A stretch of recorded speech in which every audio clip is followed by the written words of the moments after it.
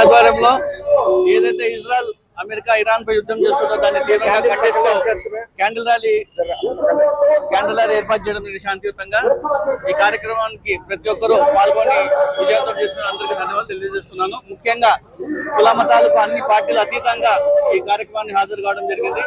ముఖ్యంగా మనం చూసుకుంటే ఏ విధంగా అయితే ట్రంప్ ఇరాన్ పైన చేస్తున్న దాడులను మనం తీవ్రంగా ఖండిస్తున్నాం. ఇరాన్ పైనే కాదు, వెనిజులా కావచ్చు, క్యూబా కావచ్చు, గ్రీన్లాండ్ పైన కూడా ఏమైనా ఇబ్బంది పెడుతున్న విషయం కూడా ప్రజలు గమనిస్తున్నారు. దీనన్నిటి కూడా ఖచ్చితంగా మనం తీవ్రంగా ఖండిస్తున్నాం. అదేవిధంగా మనం చూస్తే భారతదేశం కూడా ఏ విధంగా నష్టపోతుంది అందరూ కూడా గమనించాల్సిన అవసరం ఎంతో ఉంది. ఈరోజు మన భారతదేశం నుంచి మిడిల్ ఈస్ట్ లో దాదాపుగా 1 కోటి మంది జనాభా అక్కడ జాబ్స్ చేసుకుంటున్నారు. వాళ్ళందరూ కూడా ఉద్యోగాలు పోతే మన భారతదేశం ఎక్కడ కల్పిస్తున్న భావనలో అందరూ కూడా ఉంది. అదేవిధంగా ఈరోజు ప్రతి ఏటా ఫారిన్ ఎక్స్చేంజ్ 40 నుంచి 50 బిలియన్ డాలర్లు కూడా ఈరోజు మన ఫారిన్ ఎక్స్చేంజ్ ఇండియాకి రావడం జరుగుతుంది. అవన్నీ కూడా మనం నష్టపోవడం జరుగుతుంది. అదేవిధంగా యూరియాకి సంబంధించి యూరియా అంతా కూడా ఇప్పటికే షార్టేజ్ లో ఉంది. పెట్రోల్ డీజిల్ కాబట్టి చూస్తే అది కూడా రాబోయే రోజుల్లో షార్టేజ్ జరుగుతుంది. గ్యాస్ సంబంధించి చూస్తే కూడా రాబోయే రోజుల్లో ఇప్పుడే కమర్షియల్ గ్యాస్ ఎక్కడ దొరకడం లేదు. డొమెస్టిక్ గ్యాస్ కూడా ఇబ్బంది పడే అవసరం కూడా ఏర్పడే అవకాశం ఉంది. దీనందరినీ కూడా మేము తీవ్రంగా ఖండిస్తున్నాం. ఖచ్చితంగా ముంబై పోర్ట్ లో చూసుకుంటే మొత్తం బాస్మతి రైస్ ఎక్కడికక్కడ నిలిపోవడం జరిగింది. అనంతపురం నుంచి కూడా అనేక ఫ్రూట్స్ కూడా వెళ్ళడం జరుగుతుంది మిడిల్ ఈస్ట్ కి.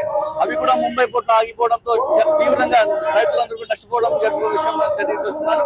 ఖచ్చితంగా మోదీ గారికి దీనికి చొరవ తీసుకొని ఏవి పరిస్థితుల్లో అయినా కూడా ఇరాన్ పై జరుగుతున్న దాడులను ఖండించాలని తెలియజేసుకుంటూ ఇంత పెద్ద ఎత్తున ఈ కార్యక్రమాన్ని విజయవంతం చేసిన యువజేసీ నాయకులకు, దీంట్లో పాల్గొన్న ప్రతి ఒక్కరికి ధన్యవాదాలు. ఈ సంవత్సరం ఫిబ్రవరి 28 నుండి ఇరాన్ మీద అమెరికన్ ఇజ్రాయెల్ యుద్ధం చేయడం అనేటువంటిది, ఒక ప్రజాస్వామ్య దేశం మీద దాడి చేయడం అనేటువంటిది చాలా అన్యాయం.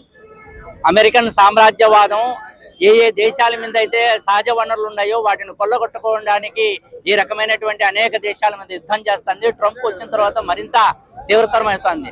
సామాన్య జనము, పేదలు, అట్లాగే అక్కడ ఉన్నటువంటి పిల్లలు, వాళ్ళకి సంబంధించినటువంటి మీద దాడి చేయడం అనేటువంటి యుద్ధం ద్వారా వాళ్ళ బలి తీసుకోవడం అనేటువంటి చాలా అన్యాయం.